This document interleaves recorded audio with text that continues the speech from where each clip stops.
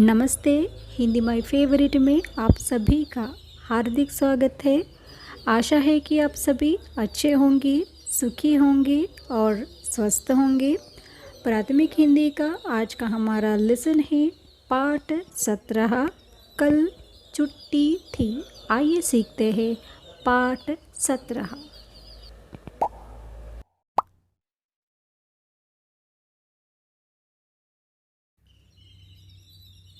පාඩමට යන්න කලින් මතකද අපි සරල වර්තමාන කාලයේදී සහායක ක්‍රියා 4ක් ගැන ඉගෙන ගත්තා. හුන්, හේ, හෝ, හෙන් කියලා. මෙන්න මේ වගේ අද අපි කතා කරන්නේ අතීත කාලයට අදාළ සහායක ක්‍රියා 4ක් ගැන. ඒ සහායක ක්‍රියා 4 තමයි තා, තේ, ති, තින්. තා කියනකොට දන්නවා පුරුෂ ලිංග ඒක වචන නාමයන් සඳහා එහෙම නැත්නම් සර්වනාමයන් සඳහා. ති කියලා කියනකොට අපි දන්නවා ඒක වචන ස්ත්‍රී ලිංග නාමයන් හෝ සර්වනාමයන් සඳහා තමයි මේ ති කියන සහායක ක්‍රියාව එකතු කරගන්නේ. තේ කියනකොට පුරුෂ ලිංග බහුවචන හෝ ගෞරවාර්ථ යෙදෙනකොට තීන් ඉතින් ඩොට් එකක් තියෙනවා. තීන් කියනකොට ස්ත්‍රීලිංග බහුවචන හෝ ගෞරවාර්ථ නාමයන් සඳහා මේ තීන් කියන සහායක ක්‍රියාව එකතු කරගන්න. අපිට වාක්‍යයක් කියන්න ඕන නම් සිටියා, තිබුණා, විය කියලා මේ විදිහට අතීත කාලේ අපි කොහොමද මේ තා, තේ, ති, තීන් කියන සහායක ක්‍රියා 4 වර්ග කරගන්නේ?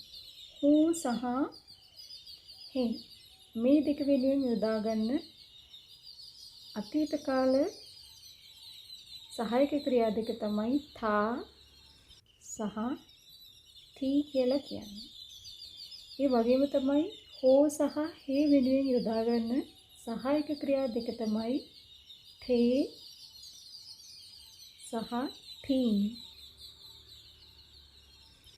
මොකද මේ දෙක බහුවචන විදිහටත් මේ දෙක ඒකවචන විදිහට තමයි අපි හින්දි වල ඉගෙන ගන්න. එහෙනම් මේ කතා කරලා තියෙන්නේ මේ දෙකත් බහුවචන සහ මේ දෙක ඒකවචන.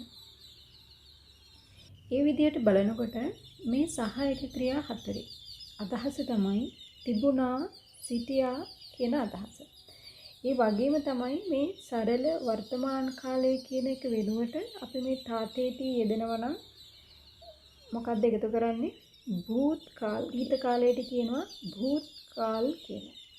සරල භූත්කාලයේ මේ තියෙන සහායක ක්‍රියා 4 ගැන තමයි අද අපි ඉගෙන ගන්න යන්නේ. එහෙමනම් පාඩමේ ඉදිරියට යමු. කල් छुट्टी थी. පාඩමේ නම තමයි කල් छुट्टी थी. කල් කියන එකේ අදහස අපි ඉගෙනගෙන තියෙනවා හෙට කියන අදහස. නමුත් මේ වචනේ මේ සහායක ක්‍රියාවෙන් තේරෙනවා මේ කියන වචනය ඊයේ කියන අදහසෙන් තමයි තියෙන්නේ. ඊයේ. ඒ කියන්නේ කල් කියන එකේ අදහස් කීපයක් තියෙනවා. එකක් තමයි හෙට, අනිත් එක තමයි ඊයේ කියන එක. මේ වචනෙන් තේරෙනවා මේ සහායක ක්‍රියාවෙන් තේරෙනවා මේ කල් කියන එකේ තේරුම අදහස ඊයේ කියන එක. මතකනේ සහායක ක්‍රියා ගැනයි අද අපි කතා කරන්නේ. අතීත කාලයේ යෙදෙන සහායක ක්‍රියා. छुट्टी කියන එකේ අදහස තමයි නිවාඩු. නිවාඩු. කල් छुट्टी थी කියලා කියන්නේ ඊයේ නිවාඩු විය. ඊයේ නිවාඩු දවසක් කියන එක. හොඳයි. වාක්‍යයේ මුලින්ම තියෙනවා ආජ සෝමවාර है. है කියන්නේ වර්තමාන කාලය ගැන කතා කරන්නේ. සහ අද කියන එකේ ආජ කියන එකේ අදහස තමයි අද ආජ සෝමවාර है. අද සඳුදා වේ. කල් ඉතවාර था. ඉතවාර කියනකොට දන්නවා ඉරිදා සන්ඩේ. था कल इतवार था. ඊයේ ඉරිදා විය. කල් छुट्टी थी. ඊයේ නිවාඩු දවසකි. එහෙම නැත්නම් ඊයේ නිවාඩු තිබුණා. इसलिए कल स्कूल नहीं था.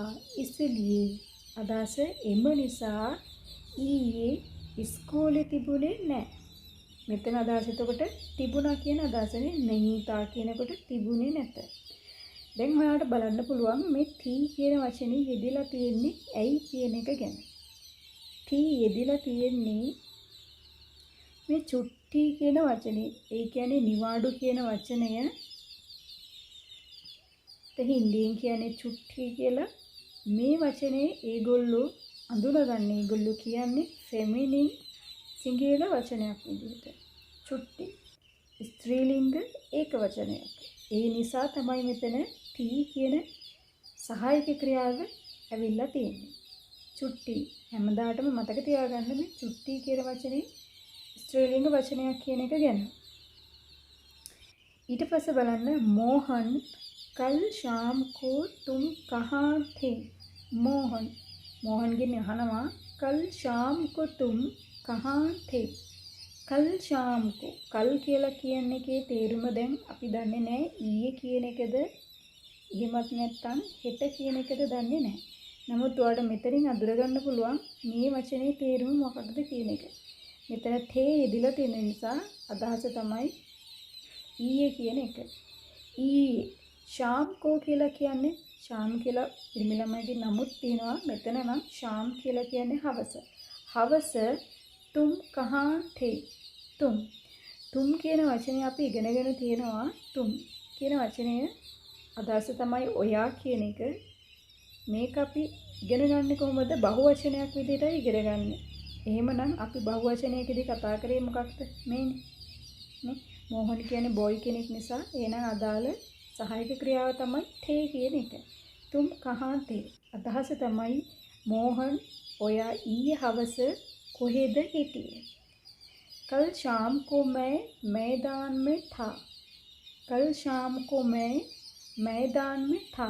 उन එයා උත්තර දෙනවා शाम को හවස मैदान में था. පිට්ටනියේ හිටියා කියන්නේ. කවුද හිටියේ? ඒ උත්තර දෙනකොට එයා කියන්නේ මම ඊයේ පිට්ටනියේ හිටියා. मैदान में और कौन थे. ප්‍රශ්නයක් අහලා තිනවා පිට්ටනියේ और कौन. और කියන එකේ අදහස මේ වෙනකොට ඔයා දන්නවා සහ කියන අදහස තියෙනවා සහ වෙන කියන අදහස තියෙනවා. එතකොට और कौन කියලා කියන්නේ වෙන කවුද හිටියේ. थे. मैदान में कई लड़के थे. मैदान में පිට්ටනියේ कई කියලා කියන්නේ කීප දෙනෙක් වෙන්න පුළුවන්. බොහෝ කියලා කියන්න පුළුවන්. එහෙම නැත්නම් ගොඩක් කියලා කියන්නත් පුළුවන්. लड़के थे. थे සිටිය. කවුද හිටියේ? ලඩකේ. ලඩකේ කියලා කියන්නේ පිරිමි ළමයි. බොයිස්. පිරිමි ළමයි. बॉयज. वहाँ मेरे कई दोस्त थे. वहाँ අදහස දන්නවා එහි.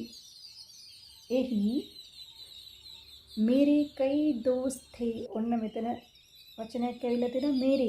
मेरे කියලා කියන්නේ මෙතන මේ දෝස්ත් කියන්නේ අපි ගිය සතියේත් කතා කරා, ගිය පාඩමෙත් කතා කරා. දෝස්ත් කියන්නේ මිතුරා කියන අදහස.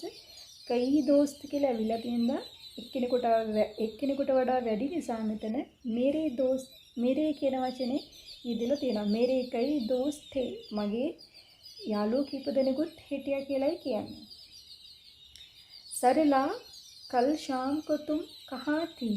ඔන්න සරලගෙන් අහනවා ඔයා ඊයේ හවස කොහෙද හිටියේ කියලා. මෙතන printing mistake එකක් තියෙනවා. මෙතන theme කියන එක යෙදෙන්න ඕන. මොකද අපි කතා කරන්නේ තුම් කියන වචනය බහුවචනයෙන් කියලා. එතකොට මෙයාගෙන් සරලගෙන් අහනවා කල් ශාම් को तुम कहाँ थी කියන වෙනුවට මෙතන theme කියලා ඩොට් එකක් තමයි එන්න ඕන. theme. ඊයේ හවස ඔයා කොහෙද හිටියේ. मैं माँ के साथ घर में थी. माँ के साथ. के साथ කියලා කියන්නේ සමග කියන අදහස. සමග. के साथ. माँ के साथ घर में थी කියලා කියන්නේ මම අම්මා සමග ගෙදර හිටියා. ගෙදර හිටියා කියන්නේ. अच्छा तुम लोग कहाँ थे. अच्छा කියලා කියනවා හොඳයි. वेल අපි කියන්නේ ओके वेल හොඳයි. तुम लोग कहाँ थे. ලෝග කියන වචනේ අදහස තමයි මිනිස්සු කියන එක. ඒ වගේම තමයි මම කියලා තියෙනවා ලෝග කියන එකේ අදහස කට්ටිය ගොල්ල කියන අදහස තියෙනවා. තුම් ලෝග කහාතේ කියලා කියන ඔයගොල්ලෝ කොහෙද හිටියේ? කල් කියන වචනේ නැතත් මෙතන තේ කියන එකෙන් අදහස් වෙනවා හිටියේ කියන අදහස. हम लोग दोस्त के घर में थे. हम लोग මෙතන කියන්නේ අපි हम लोग කියලා කියනකොට අපි කට්ටිය. दोस्त के घर में थे. යාළුවගේ ගෙදර හිටියේ.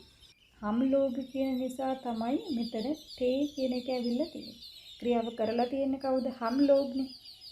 ඒක නිසා මෙතනින් තේ කියලා ඉවර වෙලා තියෙනවා. दोस्त के घर में शादी थी. दोस्त के घर में ඔන්න යාළුවාගේ ගෙදර මොනවද තිබිලා තියෙන්නේ? කේ घर में කියලා කියන්නේ කේ घर में. අදහස දන්නවා ඔය ඇයි කියන්නේ? සාමාන්‍යයෙන් මෙතන එක ගෙදරක් නේ යාළුවාට තියෙන එක ගෙදරක්. අපි අදහස් කරොත් යාළුවාට තියෙන එක ගෙදරක්. මේ එක ගෙදරක් කියනකොට කොහොමද කියන්නේ? दोस्त का घर කියලානේ. का घर. ඇයි මේ का උනේ කියන්න දන්නවා මේ घर කියන වචනය මැස්කියුලින් සිංගියුලර් වචනයක් නිසා. ඊට පස්සේ මම කියලා දීලා තියෙනවා මේ घर කියන වචනයටත් පිටිපස්සේ තවත් මොකක් හරි විභක්තියක් ඇවිල්ලා තියෙනවා නම් මෙයා කා වෙන්නේ නැහැ. මොනවද වෙන්නේ? කේ වෙනවා කියලා. ඒ තමයි මේ කේ घर में කියලා ඉදිලා තියෙන්නේ. दोस्त के घर में शादी थी. දැන් බලන්න. ती කියන වචනේ ආවේ ඇයි? शादी කියන වචනේ फेमिनिन. शादी කියන වචනේ फेमिनिन. दोस्त के घर में शादी थी. යාළුවගේ ගෙදර විවාහයක් තිබුණා.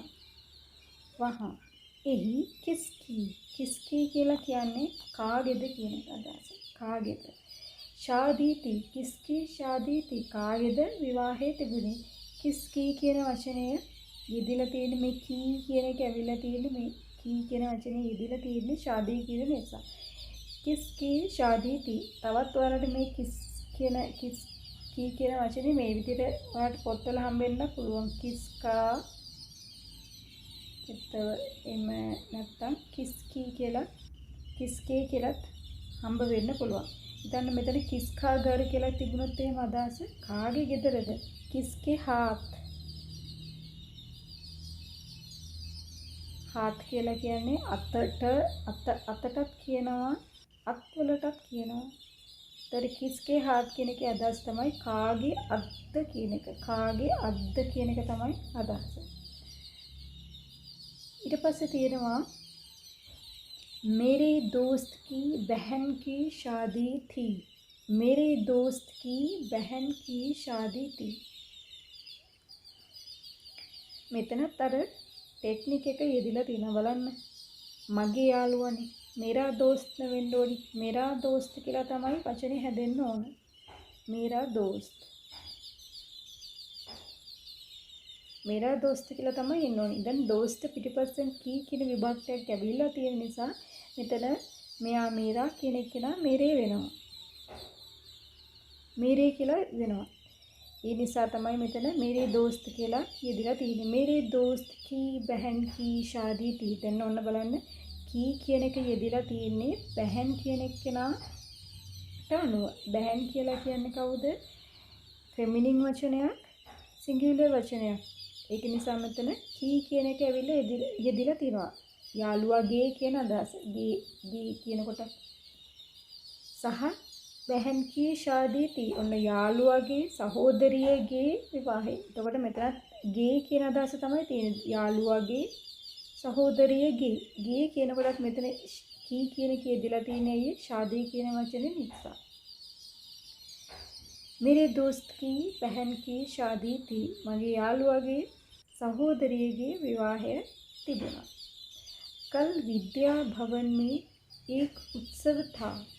कल था विद्या भवन एक बिल्डिंग एक हॉल एक नमक තමයි මේ विद्या भवन කියලා කියන්නේ. මේ एक उत्सव था.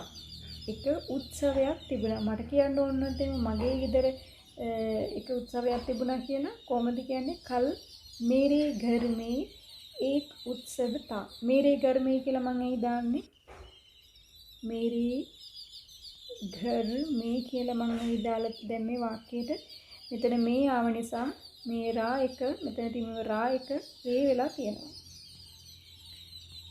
मेरे घर में කියලා යෙදුනේ ඒක නිසා. කල් मेरे घर में एक उत्सव था කියලා කියන්නත් තිබුණා මට. බලන්න वो गांधी जयंती का उत्सव था. මොකද්ද ඒ वो කියන එකේ අදහස තමයි ඔහු කියන එකවත් ඇය කියන එකවත් නෙමෙයි මේ තියෙන්නේ ඒ කියන එක. ඒ गांधी जयंती का उत्सव था. गांधी जयंती කියලා කියන්නේ गांधी උපත. गांधी උපතට කියනවා ජයන්ති කියලා.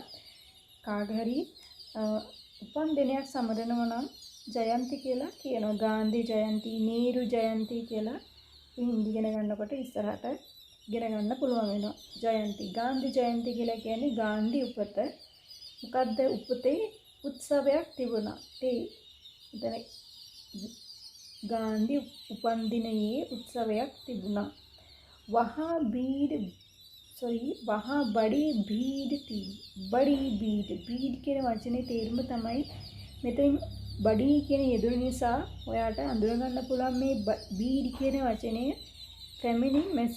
ෆෙමිනින් සහ සිංගියුලර් වචනයක් කියලා. බීඩ් කියන එකේ අදහස තමයි සෙනග. සෙනග ගොඩාක් හිටියට සෙනග කියන වචනය එක කණ්ඩායමකට යොදාගත්ත වචනයක් නේ. ඒ නිසා මෙතන තී කියලා ඇවිල්ලා තියෙනවා. සෙනග ඇතුලේ ගොඩ දෙනෙක් ඉන්නවා. පිරිමි කට්ටිය ඉන්නවා, ගැහණු කට්ටිය ඉන්නවා. මේ හැමෝම වුණත් මෙතන මේ බීඩ් කියන වචනය ස්ත්‍රීලිංග වචනයක් සහ එක වචනයක්. ඒක නිසා මෙතන තී කියන එක යෙදিলা තියෙනවා. බඩී කියන අදහස තමයි මෙතන විශාල කියන එක. මෙතන විශාල මෙන්න මේ වචනේ බඩී කියන වචනේ යෙදিলা තියෙන්නේ විශේෂණයක් විදියට. මේ බීඩ් කියන මේ සෙනග කියන එක විශේෂණය කරලා දක්වලා තියෙනවා මේ බඩී කියන වචනේ. බඩී කියලා යෙදিলা තියෙන්නේ බීඩ් කියන වචනේ ෆෙමිනින් නිසා. मैं भी उस भीड़ में था. मैं भी ममत उस भीड़ में था. ඒ අපි කතා කරා නේද මේ උස් කියන එකේ අදහස මොකක්ද කියන එක. වෝ කියන එකට වෝ කියන සහායක වෝ කියන සර්වනාමයට මොකක් හරි විභක්තියක් ඇඩ් වෙනවා නම් ඒක හැදෙනවා උස් කියන එක. උස් කියන විදිහට හැදෙනවා. උස් භීඩ මේ තා කියලා කියන්නේ මෙතන මේ එහි හිටියා කියලානේ කියන්නේ. දැන් මෙතන පළවෙනි මුලින් වාක්‍යයේ කියනවා වහා බඩී බීඩ ති. උස් බීඩ මේ කියලා කියන්නේ මේ බීඩ කියන වචනේ අයින් කරලා දැම්මොත් උස් මේ කියන එක තමයි මෙතන තියෙන. උස් මේ කියලා අදහස් කරන්නේ එහි කියන එක. එහි තුල. ඒ කියන්නේ එහි තුල කියන්නේ මොකක්ද? මේ සෙනග තුල කියන එක. මෙතන උස් කියලා හැදිලා තියෙන්නේ මේ වෝ කියන වචනේ උස් කියලා හැදිලා තියෙන්නේ අන්න මේ කියන වචනේ ඇවිල්ලා තියෙන නිසා. මේ කියන විභක්තිය ඇවිල්ලා තියෙන නිසා. मैं भी उस भीड़ में था. මමත් ඒ සෙනගෙ හිටියා. ඒ සෙනගෙ අතරේ මමත් හිටියා. मेरी माँ भी वहाँ थी. मेरी माँ भी මගේ අම්මා. मेरी කියලා ආවේ ඇයි? මා කියන එකේන කවුද? ෆෙමිනින් වචනයක් නිසා. भी वहाँ थी. බලන්න මෙතන අම්මා වුණාට එක්කෙනෙක් වුණාට थीन කියලා ඉවර කරලා තියෙනවා. කියන්නේ ගෞරවාර්ථයි. मेरे साथ मेरा दोस्त भी था. මගෙත් එක්ක මගේ යාළුවත් හිටියා. वहाँ राम राव जी का भाषण था. वहाँ එහි राम राव जी का राम राव जी කියන කෙනාගේ भाषण था. කතාව තිබුණා. उनका भाषण बहुत अच्छा था. उनका भाषण बहुत अच्छा था. ඔන්න මෙතන අච්චා තා කියලා අදහස් වෙලා ඇවිල්ලා තියෙන්නේ අච්චා. භාෂණ කියන වචනේ මැස්කියුලින් නිසා. සිංගියුලර් නිසා. උන්කා කියලා ඇවිල්ලා තියෙන්නේ මෙතන මේ භාෂණ කියන වචනේ මැස්කියුලින් සහ සිංගියුලර් නිසා. ක්‍රියාව අවසන් වෙලා තියෙන්නේ භාෂණ කියන වචනයට අනුව. ක්‍රියාව මේ උන්කා කියන වචනේ ඇවිල්ලා තියෙන්නේ මේ භාෂණ කියන වචනයට අනුව. උන්කා කියලා මෙතන ඇවිල්ලා තියෙන්නේ රාම රාවජී නිසා. රාම රාවජී කියලා වචනේ යෙදিলা තියෙන ජී කියන වචනේ අපි එහෙමනම් දන්නවා ගෞරවාර්ථයෙන් කියන එක. ඒ නිසා මෙතන උත්තරේ උන්කා කියන එකේ අදහස තමයි එතුමාගේ කියන අදහස. එතුමාගේ භාෂණය අච්චා තා. හොඳට තිබුණා. भाषण के बाद කියන එකේ අදහස තමයි පසුව. के बाद පසුව एक नाटक था. එක නාට්‍යයක් තිබුණා. නාටක මේ බලන්න මේ වචනේ නාටක අනුව තමයි මේ නාටක තමයි මේ වාක්‍යයේ සබ්ජෙක්ට් එක වෙලා තියෙන්නේ. ඒක නිසා මෙතන था කියන එකෙන් ක්‍රියාව අවසන් කරලා තියෙනවා. वो हिंदी नाटक था. ඒ මොන නාටකයක්ද? නාටක කියලා කියන්නේ නාට්‍යයක් කියන එක. හින්දි නාටකයක් උනාලු. वो කියලා කියන්නේ ඒක නැත්නම් එය හින්දි නාට්‍යයක් විය. नाटक बहुत अच्छा था. नाटक मैस्कुලින් වචනයක්, සිංගුලර් වචනයක්. ඒක නිසා මෙතන था කියලා ඉවර වුණා. बहुत अच्छा था. මම හිතනවා මෙතන මේ පාඩම තේරුණා කියලා. පුංචි දෙයක් මෙතනත් කියන්න ඕනේ. හිතන්න මෙතන ශාදී කියන වචනේ තිබුණා කියලා. මේ නාටක කියන වචනේ වෙනුවට ශාදී කියන වචනේ තිබුණා නම් මේ වාක්‍යය අවසන් වෙන්නේ शादी बहुत अच्छी थी කියලා. शादी අයියේ शादी කියන වචනේ ෆෙමිනින් සහ සිංගියුලර්. මෙතන මේ ඉම් අකුර දාලා තියෙන්නේ මිස්ටේක් එකක්. ෆෙමිනින් සහ සිංගියුලර් වචනයක් නිසා තමයි මෙතන මේ अच्छी කියලා අවිලා තියෙන්නේ. शादी කියන වචනේ. හොඳයි. මම හිතනවා පාඩම සම්පූර්ණ පාඩම හොඳට තේරුණා කියලා. මේ තියෙන්නේ අද අපි ඉගෙන ගත්ත පාඩම කල් චුට්ටි තී කියන පාඩමේ. අපි මේත් එක්කම යමුද අභ්‍යාසවලට. අභ්‍යාසවලට යන්න කලින් තියෙනවා ශබ්දාර්ථ තා, थी, थे, थी කියලා. ඒ වගේම ඉස්ලියේ, ශාදී, උත්සව, භීඩ කියලා අමාරු වචන අපිට දීලා තියෙනවා. එක්සෑම් එකට අහන්නේ පේපර් එකට මේ පාඩමෙන් ප්‍රශ්නයක් ගන්නවා නම් මේ ප්‍රශ්න තුනෙන් එකක් තමයි गन्ने अभ्यास वलට තියෙනවා एक वाक्य में उत्तर लिखिए कल कौन सा दिन था वर्ड මතකෙටි कल कौन सा दिन था ඊයේ කවද්ද කියලා අහලා තියෙන්නේ ඊයේ කවදාද උත්තරේ නම් මතක විදිහට තිබුණේ ඉතවාර කියන වචනේ ඉතවාර ඉරිදා दोस्त उत्तरे ලියන්නේ කොහමද कल इतवार था කියලා තමයි ඉන්නේ උත්තරේ कल इतवार මේ वचने में टिकम अයින් වෙනවා कल इतवार था दोस्त के घर में क्या था යාළුවගේ ගෙදර මොකක්ද තිබුණේ था කියලා ඉවරුණාට අපිට උත්තරේ නම් එන්නේ था කියන එකෙන් නෙවෙයි මොකද්ද තිබුණේ යාළුවගේ ගෙදර दोस्त के घर में शादी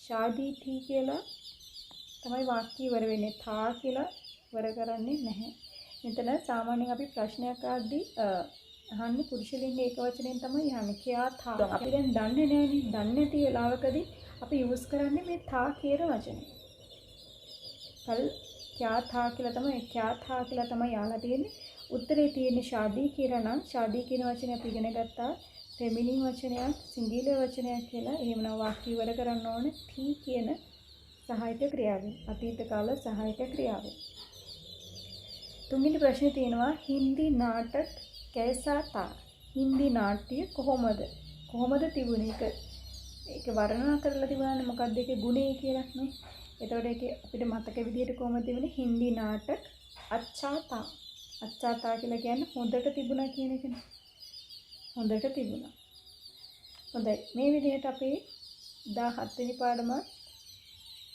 ඉගෙන ගත්තා මම හිතනවා ඔයාලට ගැටලුවක් තිබුණේ නැහැ ගැටලු निराकरण වෙන්නේ නැති කියලා विश्वास करना तो ठीक है मिलते हैं अगले वीडियो से अपना ख्याल रखिए और हिंदी पढ़ते रहिए नमस्ते।